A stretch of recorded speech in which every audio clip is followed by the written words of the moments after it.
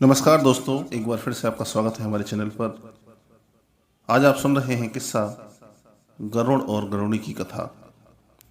अगर आप किस्से कहानी सुनने के शौकीन हैं तो हमारे चैनल को सब्सक्राइब कीजिए और बेल आइकन को दबाइए ताकि आपको हमारी आगे आने वाली वीडियोस की नोटिफिकेशन मिलते रहें। अगर आपको यह किस्सा पसंद आए तो इस वीडियो को लाइक कीजिए और शेयर करना बिल्कुल मत भूलिए। तो चलिए किस्सा शुरू करते हैं। बहुत समय पहले की बात है कि विशाल जंगल था। उसमें पशु पक्षी और जानवर रहते थे। इस जंगल में अनेक प्रकार की वनस्पतियां थीं। जब वनस्पतियों में फूल आते तब यह जंगल सुगंधित हो उठता। फल भी बहुत आते थे। पक्षी फल फूल खाकर मस्त रहते थे। फिर भी कुछ बड़े प्राणी छोटे प्राणियों को मारकर खाते थे। यह वन एक न्यायी राजा के राज्य में स्थित था, इसीलिए मनुष्य यहाँ शिकार करने नहीं आते थे। कभी कभी राजा राजकाज से होकर घोड़े पर सवार हो जाता और यहाँ आता था और नदी के किनारे बैठकर प्राकृतिक सौंदर्य का आनंद लेता था। नदी का पानी बहता रहता। नदी की मछलियां, मेंढक और कछुआ निर्भय होकर घूमते रहते। जंगल के बंदर एक वृक्ष से दूसरे वृक्ष पर उछल कूद करते रहते। मोर पंख फैलाकर जंगल में नाचते थे। उसमें भी जब बरसात होने वाली हो तब उनका नाच देखते ही बनता था। पक्षियों का कलरव मधुर लगता था। इसी जंगल में गरुड़ भी रहते थे। ये गरुड़ सांप और अन्य जीवों को मारकर खाते थे। इस जंगल में जीवों के कम होने पर सभी गरुड़ दूसरे जंगल में चले गए। अब गरुड़ का एकमात्र जोड़ा ही वहां बचा था। अभी हाल ही में गरुड़ी ने 2 बच्चों को जन्म दिया था। वे भी चले जाते, पर छोटे बच्चों को लेकर कहाँ जाएं, कैसे जाएं। अब उन्हें बच्चे होंगे या नहीं यह तो भगवान ही जाने, क्योंकि इससे पहले भी उनको 4 बार बच्चे हुए थे, लेकिन चारों बार जंगल में आग लगी और वे बच्चों को छोड़कर भाग गए थे। उनके बच्चे हर बार जंगल की आग में जलकर मर गए थे। इस कारण इस बार जो होना हो सो हो, पर वो बच्चों को छोड़कर नहीं जाएंगे, ऐसा उन दोनों ने निश्चय किया था। गरुड़ गरुड़ी दाना पानी लाकर उन्हें बच्चों को खिलाते रहते। इस जंगल में फिर एक बार आग लगी। पशु पक्षी जान बचाने के लिए भागने लगे। उनका चीखना चिल्लाना मच गया। सभी पशु पक्षी भाग निकले। अब मात्र गरुड़ और गरुड़ी तथा उनके बच्चे ही शेष रह गए। तब गरुड़ ने गरुड़ी से कहा कि हे प्राण प्रिय, चलो हम भी यहाँ से भाग चलें। गरुड़ी ने कहा, तुम पागल हुए हो, कैसे भागें? हम भाग जाएंगे तो अपने बच्चों का क्या होगा? गरुड़ ने कहा, गरुड़ी, तुझे बुद्धि नहीं है। इस जंगल से सभी पशु पक्षी भाग गए हैं, केवल हम लोग ही यहाँ हैं। ऐसे समय में तो अपना अपना जीवन बचाना होता है। गरुड़ी बोली, तुम भी ऐसा सोचते हो क्या? इन बच्चों को छोड़कर हम भाग कहाँ जाएंगे? अगर हम भाग जाएंगे तो इन बच्चों का क्या होगा? पहले के बच्चों जैसे ही ये बच्चे भी मर जाएंगे। गरुड़ बोला, तुम नाहक हट मत करो। ये जंगल जलता हुआ नजदीक आता जा रहा है। विचार करने का समय नहीं है। तुम चलो, बच्चे भले यहाँ रहें। हम जीवित रहेंगे तो बच्चे तो और भी पैदा हो जाएंगे, पर हम ही नहीं होंगे तो बच्चे कहाँ से होंगे? गरुड़ी बोली, तुम बहुत निर्लज्ज हो। ऐसा कहने में तुम्हें थोड़ी भी शर्म नहीं आई? हमारे साथ पहले भी कई बार ऐसा हो चुका है कि 4 बार हमारे बच्चे जंगल की आग में जलकर मर गए, और अब ये बच्चे भी जल जाएंगे। तुम ऐसा सोच रहे हो? तुम कैसे नर हो? जंगल की आग जलते हुए नजदीक आने लगी। अब अधिक बात करने में गरुड़ को कोई फायदा नहीं दिखा। अब क्या करना है? गरुड़ ने गरुड़ी से कहा, तू मेरा कहना मानती ही नहीं तो मैं क्या करूं? हम यहाँ रहेंगे तो हम दोनों जलकर मर जाएंगे, और मैं तो जीना चाहता हूं। तुम रहो, मैं तो चला। इतना कहकर गरुड़ वहां से चल दिया। गरुड़ी मत जाओ मत स्वामी, मत जाओ स्वामी कहती रही। गरुड़ी बोली, मैं एक अबला हूं, मैं इन बच्चों को किस तरह बचा पाऊंगी? आप रहोगे तो हम कोई न कोई उपाय सोच ही लेंगे। आप मत जाइए। हम सबको ऐसी परिस्थिति में छोड़कर आप कैसे जा सकते हैं? आप ऐसा कैसे कर सकते हैं? गरुड़ ने कहा, तुम तो समझती ही नहीं हो। फिर से कहता हूं, चलना हो तो चलो, नहीं तो यहाँ रहकर इन बच्चों के साथ ही जंगल की आग में जल मरो। अंत में गरुड़ बच्चों और गरुड़ी को उसी जंगल में छोड़कर चला गया। गरुड़ी तो रोने लगी। उसको देखकर बच्चे भी रोने लगे। गरुड़ी ने निश्चय किया कि भले ही मैं बच्चों के साथ जलकर मर जाऊंगी, परंतु बच्चों को छोड़कर नहीं जाऊंगी। धीरे धीरे जंगल की आग नजदीक आने लगी। अब क्या करना है, गरुड़ी ने बहुत विचार किया। भले ही जंगल की आग बहुत विशाल हो, पर थोड़ी सी जगह को तो मैं आग से बचा ही सकती हूँ, और तब शायद मैं अपने बच्चों को भी बचा सकूंगी। गरुड़ी ने वहां से कुछ दूरी पर एक चंदन का जंगल देखा। उसने एक एक करके बच्चों को वहां ले जाकर छोड़ा। फिर अगल बगल में नीचे पड़े हुए पत्तों को हटा दिया, चारों ओर के पत्तों को साफ किया। फिर जंगल के ही नजदीक में एक नदी थी। उस नदी में पानी का एक झरना था। वह झरने पर जाकर अपने पंख भिगो कर आती और वहां बच्चों को रखी थी वहां उसके आसपास की अग्नि पर पंख छटकारती। वह पानी के छींटे मारकर अग्नि को बुझाती। अग्नि पर पानी डालकर वह फिर पंख भिगोने नदी पर जाती। इतनी देर में तो अग्नि फिर सुलग जाती। बड़ी ही भयानक परिस्थिति खड़ी हो गई। गरुड़ी तो रात दिन पानी में पंख भिगोकर छींटे मारने लगी। वह थककर लथपथ हो गई। एक दो दिन के बाद जंगल की आग धीरे धीरे शांत पड़ने लगी। फिर भी गरुड़ी पानी छिटकती रही। एक बार वह पानी लेने के लिए गई। पानी में चोंच डुबोकर आ रही थी। तब वह पानी के अधिक वजन के कारण गिर पड़ी। वह जस की तस ही पड़ी रही। फिर रात्रि के ठंडे पहर में उसके शरीर में चेतना आई। उसने आंखें खोलकर देखा तो वह नदी के झरने के किनारे पड़ी थी। उसको जंगल की आग की घटना याद आई, बच्चे याद आए, परंतु अब जाए कहाँ, सब जगह अंधेरा व्याप्त हो गया था। उसको लगा कि उसके बच्चे मर ही गए होंगे। ऐसा सोच करके वह रोने लगी। सुबह हुई, उजाला फैला और वह धीरे से उठकर चंदन के वन में गई। तब उसने देखा कि बच्चे गर्मी के कारण औंधे पड़े हुए हैं। उसको तो बहुत दुख हुआ, लेकिन जब उसने ध्यानपूर्वक देखा तो बच्चे सांस ले रहे थे, वे मरे नहीं थे। उसको पुनः आशा जगी। वह फिर से नदी पर गई और पंख भिगोकर पानी ले आई और बच्चों की चोंच में डाला, शरीर पर छींटे मारे। थोड़ी देर के बाद बच्चों ने आंखें खोली। अब गरुड़ी को बहुत खुशी हुई। फिर दोनों बच्चों को लेकर खूब प्रेम करने लगी। जंगल में खाने के लिए भी कुछ नहीं बचा था। नजदीक के ही छोटे बड़े वन में जाकर जीव जंतु को खाकर रहने के लिए वे चंदन वन में ही आ जाते। ऐसा करके वे दिन बिताने लगे। अब तो बच्चे भी बड़े हो गए थे। वह गरुड़ी बच्चों के साथ खूब आनंद पूर्वक रहने लगी। गरुड़ का तो कोई पता ही नहीं था। बच्चे गरुड़ को याद भी नहीं करते थे। दिन बहुत अच्छे निकलने लगे। इधर गरुड़ भी दूसरे जंगल में आकर रहने लगा। वहां दूसरे जंगल में रहते हुए गरुड़ ने सोचा, वहां जंगल की आग वाले वाकई के बाद तो गरुड़ी और बच्चे जलकर मर ही गए होंगे, तो वहां जाने का कोई मेरा फायदा नहीं है। अब तो मैं अकेला पड़ गया हूं, न तो मेरी पत्नी है न ही मेरे बच्चे हैं, तो पूरी जिंदगी मैं अकेले कैसे व्यतीत करूंगा। इससे तो अच्छा है कि मैं दूसरी पत्नी रख लूं। ऐसा सोचकर उसने उसी जंगल में रहने वाली गरुड़ी से संबंध स्थापित किया। अब वह भी उसी जंगल में रहने लगा, लेकिन वहां भी एक घटना घटी। उसने जिस गरुड़ी के साथ संबंध बनाए हुए थे, उस गरुड़ी का पति कहीं दूर किसी जंगल में गया हुआ था, लेकिन अचानक वह वापस लौट आया। जब उसने गरुड़ी के संबंध के विषय में जाना तो वह इस गरुड़ को चोंच मार मार कर परेशान करने लगा। एक बार वह गरुड़ और उसके संबंधी गरुड़ इस गरुड़ को दूसरे जंगल में चरने के बहाने ले गए। वहां 4-5 गरुड़ों ने इस गरुड़ को चोंच मार मार कर बेहोश कर दिया और वह मर गया है ऐसा समझकर वे गरुड़ वापस जंगल में आ गए। इसकी खोज खबर लेने वह गरुड़ी भी नहीं आई, क्योंकि अब तो उसका पति वापस आ गया था। गरुड़ पूरे दिन अधमरी हालत में पड़ा रहा। रात बीत गई। दूसरे दिन उसने आंखें खोली। उसको बहुत दुख हुआ, पर क्या करता, यह उसके कर्म का फल था। फिर वह धीरे से उठा और नदी पर गया, पानी पिया और नजदीक में ही स्थित एक चंदन के वृक्ष पर जाकर बैठा।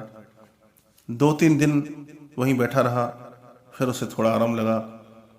अब वह नजदीक के वनों में चरने के लिए जाता था और रहने के लिए भी वहीं चंदन के उसी वृक्ष पर लौट आता। वहां भी कितने दिन रहता। अब उसके मन में आया कि मेरी असली पत्नी गरुड़ी और बच्चे जीवित हैं या मर गए, इसका पता तो लगाऊं। ऐसा विचार करके वह जिस जंगल से भागकर गया था उस जंगल में वापस आया। वहां जाकर उसने देखा तो उसको कोई नहीं दिखा। अब उसे लगा कि सचमुच ही मेरी पत्नी और बच्चे जंगल की आग में जलकर मर गए। अब वह उसी जंगल में रहने लगा। एक दिन ऐसा हुआ कि गरुड़ जंगल में जहाँ चरने के लिए जाता था, उसी वन में गरुड़ी बच्चों को लेकर चरने आई। गरुड़ ने गरुड़ी को देखा। उसने गरुड़ी को पहचानने का प्रयत्न किया।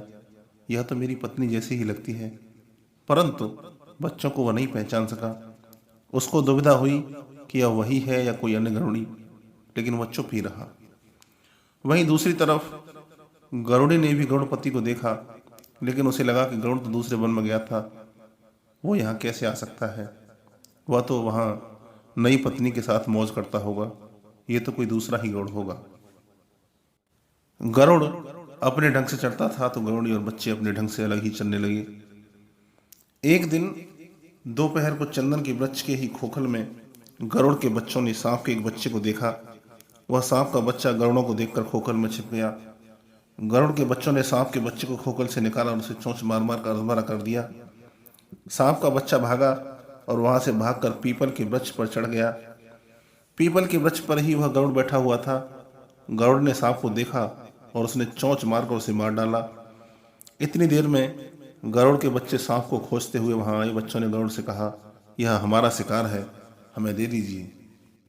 गरुड़ ने बच्चों से कहा, इस शिकार को मैं कैसे वापस दे दूं, इसको तो मैंने पकड़ा और मारा है। बच्चे बोले, परंतु शिकार तो हमने खोजा था, यह हमारे पास से भागकर यहाँ आया है, इसलिए शिकार तो हमारा ही कहलाएगा, इसे हमें दे दीजिए।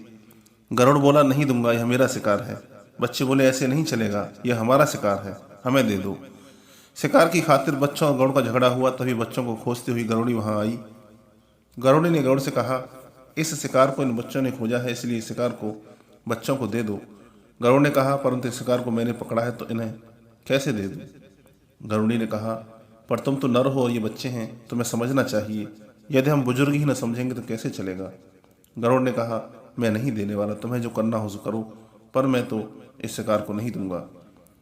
गरुड़ी ने कहा, हाय रे, एक तो इन बच्चों का पिता गरुड़ इन बच्चों को छोड़कर भाग गया और दूसरी तरफ तुम इनका शिकार नहीं देते। तुम सभी नर एक जैसे ही होते हो। गरुड़ ने पूछा, इनके पिताजी इन्हें छोड़कर कहाँ गए। गरुड़ी ने पूरी बात कह सुनाई। गरुड़ ये बात जानकर बहुत खुश हुआ। उसके मन में आया, ये तो मेरे ही बच्चे हैं और गरुड़ी मेरी पत्नी है। मैं जो समझता था वह सब झूठ निकला। ये सब जंगल की आग में मरे नहीं, जीवित ही हैं। फिर गरुड़ ने कहा, तुम्हारा पति तो मैं ही हूँ। गरुड़ी ने कहा, मेरे पति तुम नहीं, तुम तो अलग ही दिखते हो। गरुड़ गरुड़ी की बातें चल रही थीं, तभी बच्चे शिकार लेकर भाग गए। फिर गरुड़ ने अपनी सब बातें गरुड़ी को कह सुनाई। उसको सुनकर गरुड़ी बोली, भले ही पहले के तुम मेरे पति रहे होगे, पर अब मेरे पति नहीं हो। यदि तुम मेरे पति होते तो जंगल की आग में हमें छोड़कर नहीं भागे होते। तुम मेरे पति नहीं और इन बच्चों के पिता भी नहीं। तुम्हारे और हमारे बीच कोई रिश्ता नहीं है। फिर गरुड़ी बच्चों को लेकर वहां से निकल गई और चंदन के वन में आ गई। गरुड़ वहां से आकर उनके पास ही थोड़ी दूर पर रात को रहा। सुबह फिर वह गरुड़ी के पास आ गया। बच्चे इधर उधर चढ़ते हुए खेल रहे थे। वो बच्चों के पास जाकर लाड़ प्यार करने लगा। बच्चे गरुड़ को देखकर दूर भागने लगे। गरुड़ी ने कहा, तुम्हें यहाँ आने की जरूरत नहीं है, तुम मेरे पति नहीं हो। गरुड़ ने कहा, मैं ही तेरा पति हूं तो क्यों नहीं समझती। गरुड़ वहां पास में जाकर गरुड़ी को फुसलाने लगा, लेकिन गरुड़ी उसको स्वीकार ही नहीं करती थी। जब गरुड़ी ने गरुड़ की बात नहीं मानी, तब गरुड़ ने कहा, भले ही तुम मुझे स्वीकार न करो, अपने घर नहीं रखो, परंतु मेरे बच्चे तो मुझे दे दो। गरुड़ी गरुड़ की मांग सुनकर बहुत खींच गई। तुम्हारे बच्चे हैं, तुम्हारे बच्चे होते तो तुम उन्हें छोड़कर भाग नहीं गए होते। उन्हें किस तरह से बचाया है वो मुझको ही पता है। सूर्य चंद्र उसके गवाह हैं। गरुड़ ने कहा, तुम चाहे जो करो, परंतु मेरे बच्चों को मुझे सौंप दो। परंतु गरुड़ी उसके बच्चे नहीं देती थी। गरुड़ बोला, तुम मुझे मेरे बच्चों को नहीं दोगी तो मैं राजा के पास न्याय के लिए जाऊंगा। गरुड़ी ने कहा, तुम चाहे जिस राजा के पास जाओ, चाहे जो करो, परंतु मैं तो बच्चों को तुम्हें नहीं दूंगी, नहीं दूंगी, नहीं दूंगी। फिर तो गरुड़ राजा की नगरी में जाकर न्यायी राजा से मिला और पत्नी और बच्चों से जुड़ी सभी बातें कह सुनाई। न्यायी राजा ने कहा, गरुड़, तुम कल गरुड़ी और बच्चों को लेकर दरबार में आना। गरुड़ फिर से चंद्रवन में आया और गरुड़ी से बोला, तो उसको कल बच्चों के साथ न्यायी राजा ने दरबार में बुलाया है। गरुड़ी बोली, कोई बात नहीं, मैं कल बच्चों को लेकर दरबार में आऊंगी। राजा के आदेश का अनादर नहीं करते हैं। गरुड़ी ने माना कि यदि इतनी तकलीफ उठाकर बच्चों को जंगल की आग से बचाया है और छोटे से बड़ा किया है। ये सब बातें राजा को जब सुनाऊंगी तो राजा बच्चों को गरुड़ को नहीं देगा, बल्कि बदले में उसको दंड ही देगा। दूसरे दिन गरुड़ी बच्चों को लेकर न्यायी राजा के दरबार में गई। गरुड़ भी आया और दरबार लगा। राजा ने न्याय का कार्य आरंभ किया। राजा ने कहा, गरुड़ी, ये गरुड़ तेरा पति है। गरुड़ी ने कहा, मुझको पूरा विश्वास तो नहीं है, पर उसकी बात से लगता है कि वह मेरा पति ही होगा। राजा ने कहा, और ये बच्चे तुम्हारे हैं? गरुड़ी बोली, हाँ महाराज, ये बच्चे मेरे ही हैं। राजा ने गरुड़ से पूछा, तुम्हारे गृह संसार में ऐसा क्यों हुआ? गरुड़ ने कहा, महाराज, मैं बाहर के अन्य जंगल में चलने के लिए गया था, तब जंगल में आग लगी। मुझको लगा कि वहाँ मेरी पत्नी और मेरे बच्चे जंगल की आग में जलकर मर गए होंगे, इसलिए मैं वहीं दूसरे जंगल में ही रुक गया। फिर न्यायी राजा ने गरुड़ी से पूछा, क्या गरुड़ ठीक कह रहा है? यह बात सच है? गरुड़ी बोली, महाराज, गरुड़ झूठ बोल रहा है। दरअसल सच बात तो और ही है। गरुड़ी ने जंगल में आग लगने से बात शुरू करके गरुड़ के वहां से भागने, अपने द्वारा बच्चों को बचाने, गरुड़ के वापस आने और बच्चों से झगड़े तक की पूरी बात, और उसके बाद बच्चों की गरुड़ की मांग तक की बात राजा को कह सुनाई। गरुड़ी की बात सुनकर राजा ने सिर हिलाया। राजा ने कहा, गरुड़, अब तुम गरुड़ी को साथ रखोगे? गरुड़ ने कहा, हाँ महाराज, मैं अब भी गरुड़ी और बच्चों को अपने साथ रखने को तैयार हूँ, क्योंकि वह मेरी पत्नी है और अपने बच्चों के बिना तो मेरा जीवन व्यर्थ है। फिर राजा ने गरुड़ी से पूछा, गरुड़ी, तुम गरुड़ के साथ रहोगी? गरुड़ी ने कहा, महाराज, मैं कैसे जाऊं? जब जंगल में आग लगी तब हमको छोड़कर भाग गए थे, और अब इनका क्या भरोसा? मेरा और बच्चों का तो यह नया जन्म हुआ है। राजा ने कहा, गरुड़, गरुड़ी तो तुम्हारे साथ रहने को तैयार नहीं है, तो तुम क्या करोगे? गरुड़ ने कहा, महाराज, गरुड़ी नहीं आए तो कोई बात नहीं, परंतु मेरे बच्चे मुझको मिलने चाहिए। गरुड़ी बोली, महाराज, मैं किस तरह से इन्हें बच्चों को सौंप सकती हूँ? उनको मैंने जन्म दिया है, आग से बचाया है, छोटे से बड़ा किया है, तो मैं इनको क्यों दे दूँ? मैं बच्चों को इन्हें नहीं दूंगी। गरुड़ ने कहा, महाराज, मेरे बच्चे मुझको मिलने चाहिए। गरुड़ी ने कहा, मैं बच्चों को नहीं दूंगी। अब राजा के लिए बड़ा कठिन प्रश्न खड़ा हुआ, बच्चों को किसका माना जाए, नर का या माता का? इसके बाद राजा ने खूब विचार विमर्श करके न्याय किया और उसने कहा कि गरुड़ी बहन, बच्चों को तुमने जन्म दिया है, जंगल की आग से बचाया है, छोटे से बड़ा किया है, तुमको बड़ी मुश्किल हुई है, लेकिन वंश तो नर का ही कहलाता है, इसीलिए ये बच्चे तो गरुड़ के ही माने जाएंगे। इसीलिए तुम यह बच्चे गरुड़ को दे दो, यही हमारा फैसला है। फैसला सुनकर गरुड़ी बोली, आप चाहे जो करें, मैं अपने बच्चों को नहीं दूंगी, नहीं दूंगी। कहते कहते गरुड़ी वहीं चक्कर खाकर गिर पड़ी। फिर गरुड़ दोनों बच्चों को आगे करके चलने लगा। बच्चे तो माता माता कहकर खूब रोने लगे, परंतु उनकी माता उन्हें बचाने के लिए कहां से आ पाती। इस प्रकार गरुड़ बच्चों को लेकर चला गया। कुछ समय बाद जब गरुड़ी को होश आया तो गरुड़ी किसी तरह से उठकर वहां से निकली और साकरी नदी पर आकर बच्चों के लिए खूब रोने लगी। वह विलाप करते करते ही नदी के किनारे जहां झरना था वहां तड़प तड़प कर मर गई। गर्मी की कड़क धूप में उसका शरीर सूखकर चमड़ा हो गया। इसके बाद एक घटना और घटी। उसी न्यायी राजा के राज्य में ही एक बढ़ई रहता था। उस बढ़ई की पत्नी मासिक धर्म में आई। 5-7 दिन के बाद उसने माथे से स्नान किया और स्वच्छ हुई। उसको 2 दिन हुए और वह दोपहर को सांकरी नदी के किनारे निर्झर पर पानी लेने के लिए गई। वहां उसने गरुड़ी के सूखे शरीर को देखा। उसको लगा कि यह क्या है, यह जानने की उसकी इच्छा हुई। उसने एक लकड़ी ली और लकड़ी से उस शरीर को वहां से हिला डुला कर देखा। उसी समय उस गरुड़ी के मृत शरीर में से एक वाष्प निकली और बढ़ई की स्त्री के नाक मुंह से होती हुई शरीर में प्रवेश कर गई। उसके बाद उस स्त्री ने घड़ा उठाया और पानी भरकर घर आ गई। कई दिन बीतने पर बढ़ई की स्त्री को गर्भ ठहरा। 9 मास और 9 दिन पूरे होने पर बढ़ई की स्त्री ने एक लड़की को जन्म दिया। अब बढ़ई की लड़की धीरे धीरे बड़ी होने लगी। महीने वर्ष बीते। लड़की बालिका से किशोरी हुई, उसके बाद तरुणी बन गई। वह बढ़ई की पत्नी को गृह कार्य में मदद करने लगी। वह लड़की लकड़ी लाती, पानी भरती, रसोई बनाती और घर के काम करती। धीरे धीरे समय बीतता गया। उस न्यायी राजा की 7 घोड़ियां थीं। उसके पास जो भी घोड़े थे वो तो उसने सैन्य सवारी या लड़ने के लिए दे दिए थे। उस नगरी में केवल बढ़ई के पास ये घोड़ा था। राजा की घोड़ियां बढ़ई के घर के आसपास चलने के लिए आती थीं। बढ़ई का घोड़ा भी उन्हीं में जाकर चढ़ता था। घोड़ियां मासिक धर्म में आईं। घोड़े ने घोड़ियों के साथ संबंध स्थापित कर लिया। अब घोड़ियों को गर्भ ठहरा। वह गर्भ विकसित होने लगा। गर्भ का पूर्ण विकास हुआ और घोड़ियों ने बछड़ों को जन्म दिया। राजा ने जब यह जाना कि घोड़ियों ने बछड़ों को जन्म दिया है तो वह बहुत खुश हुआ। एक दिन बढ़ई के बाड़े में घोड़ियां बछड़ों के साथ चल रही थीं। उसमें बढ़ई का घोड़ा भी जाकर चलने लगा। उसको बढ़ई की लड़की ने देखा, वह बहुत खुश हो गई। लड़की ने बढ़ई को बुलाया और घोड़ी तथा बछड़ों को दिखाकर कहने लगी कि ये बछड़े किसके हैं। बढ़ई बोला, बेटा ये घोड़ियां और बछड़े तो राजा के हैं। लड़की बोली, परंतु यह घोड़ा तो अपना है।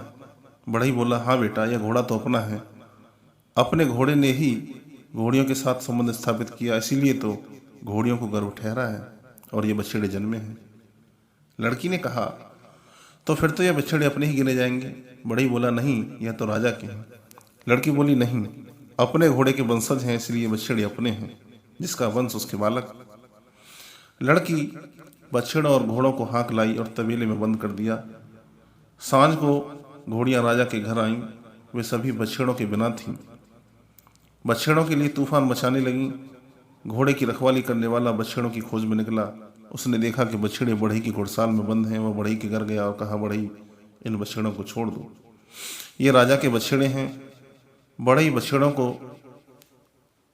छोड़ने के लिए तबेले का दरवाजा खोलने गया, लेकिन लड़की ने उसको रोका। नहीं ये राजा के नहीं है, फिर क्यों देना है। बढ़ई लड़की को समझाता है पर वो नहीं मानती और बछड़ों को नहीं देती। बढ़ई ने कहा, बेटा राजा के आदमी बछड़े लेने के लिए आए हैं तो दे देते हैं। लड़की ने कहा, परंतु क्यों देना, ये अपने घोड़े के वंश हैं, राजा को इन्हें नहीं देना है। राजा के नौकर ने महल जाकर पूरी बात राजा से कही। अब राजा ने बढ़ई को बुलवाया। राजा ने कहा, बढ़ई अपने तबेले में मेरे बछड़ों को बंद क्यों किया है, उन्हें क्यों नहीं छोड़ता। बढ़ई ने कहा, महाराज उन बछड़ों को तो मेरी लड़की ने बंद कर दिया है, उसको पसंद है इसलिए रखा है। राजा ने कहा, लेकिन वे बछड़े तो मेरे हैं, ये तो तुम्हें पता ही है, तुम्हें बछड़ों को छोड़ना पड़ेगा। बढ़ई बोला, उस पागल लड़की को मैंने कितनी बार समझाया है पर वह समझने के लिए तैयार नहीं है। राजा ने कहा, इन सिपाहियों को लेकर जाओ, लड़की को धमकी देकर बछड़ों को छोड़ दो। बढ़ई के 7 सिपाही बढ़ई के घर आए। लड़की तबेले के दरवाजे के पास ही थी। बढ़ई ने लड़की को समझाया कि हम बछड़ों को छोड़ दें, परंतु वह मानने को तैयार नहीं थी। सिपाहियों ने लड़की को धमकाया, राजा का भय दिखाया, फिर भी वह टस से मस नहीं हुई। फिर वे सिपाही वापस आए और राजा से सारी बात कही। राजा ने कहा, ठीक है कल दरबार में लड़की को हाजिर करो। दूसरे दिन दरबार लगा। लड़की को दरबार में बुलाया। लड़की ने बछड़ों को हाँक कर दरबार में ले आई। बछड़ों को बाहर बांध दिया और वह सभा में जा बैठी। राजा ने कहा, वह पगली लड़की तू ही है। लड़की बोली, महाराज आप कैसे कह सकते हैं कि मैं पागल हूं। राजा ने कहा, पागल नहीं तो क्या चतुर कहूं। राजा के बछड़ों को अपने घर में बांध रखा है, उन्हें लेने आए तो भी नहीं दिया। लड़की ने कहा, महाराज बछड़े मुझको अच्छे लगे और वैसे भी हमारे ही थे तो मैंने बांध लिया, उसमें क्या हो गया। राजा ने कहा, लेकिन बछड़े तो मेरे थे, तुझको नहीं मालूम। लड़की ने कहा, महाराज आप यह क्या कह रहे हैं, ये बछड़े तो हमारे हैं, इसीलिए तो मैंने अपने तबेले में बांध रखा है। अब राजा को लड़की पर क्रोध आया। राजा ने कहा, लड़की तेरा मगज तो ठीक है, बछड़े मेरे हैं और तू मेरे साथ कैसी बात कर रही है। लड़की बोली, महाराज मैं सच बात कर रही हूँ, ये बछड़े हमारे हैं। राजा ने कहा, लड़की तू तो बिल्कुल पागल निकली, इन बछड़ों को मेरी घोड़ियों ने जन्म दिया है तो बछड़े तेरे कैसे हुए। लड़की ने कहा, महाराज भले ही आपकी घोड़ियों ने इनको जन्म दिया होगा पर वंश तो हमारा है ना, हमारे घोड़े द्वारा इन घोड़ियों ने गर्भ धारण किया था, इसीलिए वंश तो हमारा है और वंश हमारा मतलब बछड़े भी हमारे हुए। राजा ने कहा, लड़की तू क्या कह रही है, संसार में ऐसा कहीं होता है कि घोड़ी के साथ जो घोड़ा संबंध स्थापित करे उससे घोड़ा के मालिक के बछड़े हो जाएं। लड़की ने कहा, वाह रे न्यायी राजा, आपका अभिनंदन। आपका न्याय भी कदम कदम पर बदलता है, कभी कैसा न्याय कभी कैसा न्याय। इस तरह के न्याय का पशु पक्षियों को पता होता तो वे यहाँ नहीं रहते। राजा ने कहा, लड़की तुझको क्या हुआ है, तुझे कहाँ अन्याय मालूम हुआ? लड़की बोली, महाराज याद कीजिए, आज से 15 वर्ष पहले की बात है। यहाँ राज दरबार में बच्चे नर के हैं या मादा के, ऐसा ही एक झगड़ा लेकर गरुड़ गरुड़ी आपके पास न्याय लेने आए थे। उन्हें आपने क्या न्याय दिया था? अब राजा याद करने लगा और उन्हें पूरी घटना याद आ गई। लड़की ने कहा, महाराज उस गरुड़ी ने अपने बच्चों को कैसे कैसे बड़ा किया होगा, यह तो वही जाने। जंगल में आग लगी थी तो वह गरुड़ बच्चों को बचाने के बदले उन्हें वहीं छोड़कर भाग गया था।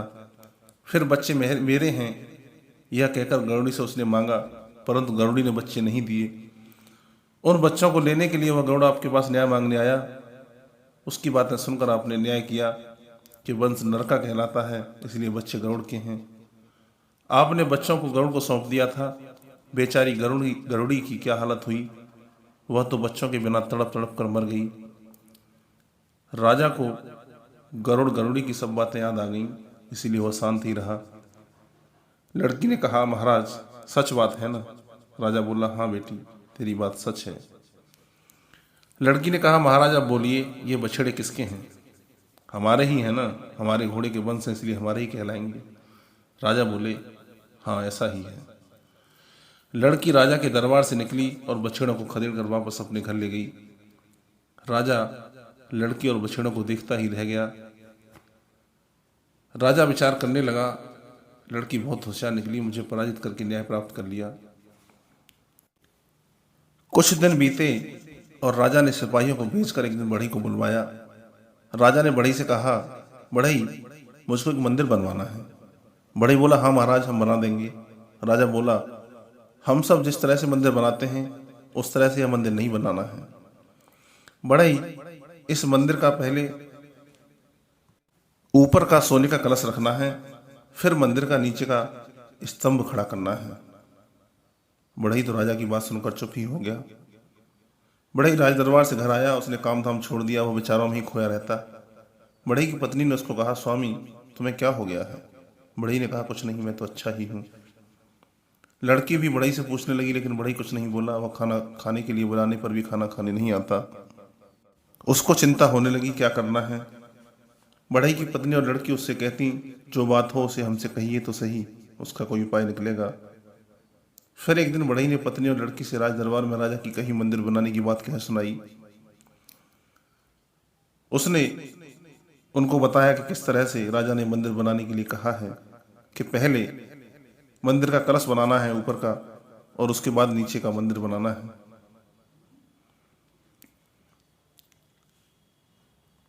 बढ़ई की बात सुनकर उसकी पत्नी को भी चिंता होने लगी, लेकिन बढ़ई की लड़की को कोई चिंता नहीं हुई। लड़की ने बढ़ई से कहा, पिताजी आप क्यों चिंता कर रहे हैं, उसका हल तो हम निकालेंगे, चिंता करना छोड़ दीजिए। फिर भी बढ़ई और उसकी पत्नी तो चिंता में ही रहने लगी। दूसरे दिन लड़की ने ओढ़नी ओढ़कर राजा के दरबार की ओर चली गई। उसने राजा के महल में आकर राजा को नमस्कार किया। राजा ने लड़की को देखा। अब राजा ने लड़की से पूछा, लड़की तो किस लिए आई है? लड़की ने कहा, महाराज घर में खाने के लिए कुछ भी नहीं है, इसलिए मजूरी देने आई हूं। आपका मंदिर बनाना है, उसमें से वह मजदूरी काट लीजिएगा। राजा ने कहा, कोई बात नहीं, तू मजूरी में क्या लेगी? पैसा दूं या अनाज, दलहन दूं या क्या दूं? लड़की ने कहा, महाराज अनाज ही दे दीजिए। राजा बोला, अनाज में क्या लोगी? सवा, धान, ज्वार, बाजरा क्या लोगी? लड़की ने कहा, महाराज सवा की ही मजदूरी दे दीजिए। राजा ने नौकर को बुलाया और कहा, इस लड़की को सवा की मजदूरी एक मपना भरकर दे दो। नौकर लड़की को लेकर गोदाम में आया। वहां लड़की ने मजदूरी लेने के लिए ओढ़नी फैलाई। नौकर ने तगाड़े में सवा निकालकर मजदूरी देने के लिए मपना लिया और भरने लगा। तब लड़की ने नौकर से कहा, तुमको मजदूरी देने के लिए किसने कहा है? नौकर ने कहा, तो कौन, राजा देंगे? लड़की ने कहा, मैं तो तुम्हारे हाथ की मजदूरी नहीं लूंगी, राजा अपने हाथ से मजदूरी देंगे तो ही लूंगी। नौकर ने बहुत समझाया कि राजा तो किसी को अपने हाथ से मजदूरी नहीं देते, हम नौकरों को ही देने के लिए कहते हैं। यह सब काम तो हमको ही करना पड़ता है, इसीलिए तो हम नौकर हैं। लेकिन लड़की नहीं मानी, उसने तो हठी पकड़ ली कि तुम चाहे जो करो, पर मैं तो राजा के हाथ से दी हुई मजूरी ही लूंगी। फिर नौकर ने जाकर राजा से सारी बात बताई कि लड़की मेरे हाथ से मजूरी नहीं ले रही है, वो तो आपके हाथ से ही मजूरी लेने को कहती है। राजा ने कहा ठीक है, उसे मेरे हाथ से मजूरी चाहिए तो मैं उसको मजूरी दूंगा। फिर राजा आया और सवा से मपना भरकर लड़की की ओढ़नी में खाली करने लगा। लड़की ने तभी बीच में हाथ पकड़ दिया और उसको मजूरी देने से रोक लिया। फिर बोली, महाराज, मैं इस तरह से भरे हुए मपनी की मजूरी नहीं लूंगी, आपको मपना भरने की पद्धति बदलनी पड़ेगी। राजा ने पूछा, कैसी पद्धति? लड़की ने कहा, महाराज, पहले मपने का ऊपरी भाग भरा जाना चाहिए, फिर मपने के पैने में अनाज भरा जाना चाहिए। ऐसा काम नौकर से नहीं होता, इसलिए तो मैंने आपको बुलाया है। राजा ने कहा, तेरा बाप ऐसा करता है? लड़की, तू तो पगला गई है। कहीं ऐसा देखा है कि पहले मपने का ऊपरी भाग भरा जाए और फिर मपने में नीचे अनाज भरा जाए? लड़की ने कहा, सब हो सकता है, आपको ऐसा करना नहीं है तो बहाना क्यों बना रहे हैं? राजा बोले, लड़की, ऐसा कभी नहीं होता। लड़की ने कहा, महाराज, हो सकता है, ऐसा क्यों नहीं हो सकता? महाराज, यह तरीका तो आपने ही खोजा है और आपसे यह नहीं हो सकेगा तो फिर ऐसा कैसे हो सकता है? राजा ने कहा, कैसा तरीका? मैंने क्या किया? लड़की ने कहा, महाराज, मेरे पिताजी बढ़ई हैं, उनसे आपको मंदिर बनवाना है, लेकिन आपने उनसे कहा है कि पहले मंदिर पर कलश रखा जाना है और बाद में मंदिर बनाना है। महाराज, दुनिया में ऐसा कभी हुआ है? राजा हंस पड़ा। उसने लड़की से कहा, लड़की, तू सच्ची बात करती है, तू जीत गई और मैं हार गया। अब तू जा, अपने पिता बढ़ई को कहना कि वह चिंता न करें, उसकी लड़की बहुत होशियार है, उसने राजा के सभी कूट प्रश्नों को हल कर दिया है। लड़की ने घर आकर राजा से मांगी मजूरी वाली सभी बात अपने माता पिता को कह सुनाई। वे सब बहुत खुश हुए। उस न्यायी राजा के एक लड़का था। राजा विचार करने लगा कि बढ़ई की लड़की बहुत बुद्धिशाली है, अगर मैं उसको राज्य में बहू बनाकर लाऊं तो राज दरबार में आने वाले कूट प्रश्नों का वह हल कर सकती है। अब राजा ने बढ़ई की लड़की से राजकुमार का विवाह करने की इच्छा बढ़ई के समक्ष व्यक्त की। बढ़ई बोला, महाराज, हम गरीब आदमी हैं और आप ठहरे राजा, ऐसा रिश्ता कैसे सोच सकते हैं? हमारे रहन सहन और आपके रहन सहन में जमीन आसमान का फर्क है। कहाँ आपका राजमहल और कहाँ हमारी झोंपड़ी। लेकिन राजा ने उसे समझा बुझाकर मना लिया। इसके बाद राजा के लड़के के साथ उस लड़की की शादी हुई और वह महल में सुखपूर्वक रहने लगी। दोस्तों, अगर आपको यह किस्सा या कथा पसंद आई हो तो इस वीडियो को लाइक कीजिए, ज़्यादा से ज़्यादा शेयर कीजिए। अगर आपने अभी तक हमारे चैनल को सब्सक्राइब नहीं किया है तो चैनल को सब्सक्राइब कीजिए, बेल आइकन को दबाइए ताकि आपको हमारी आगे आने वाली वीडियो का नोटिफिकेशन मिलता रहे। मिलते हैं अगली वीडियो में, तब तक अपना ख्याल रखिए। नमस्कार।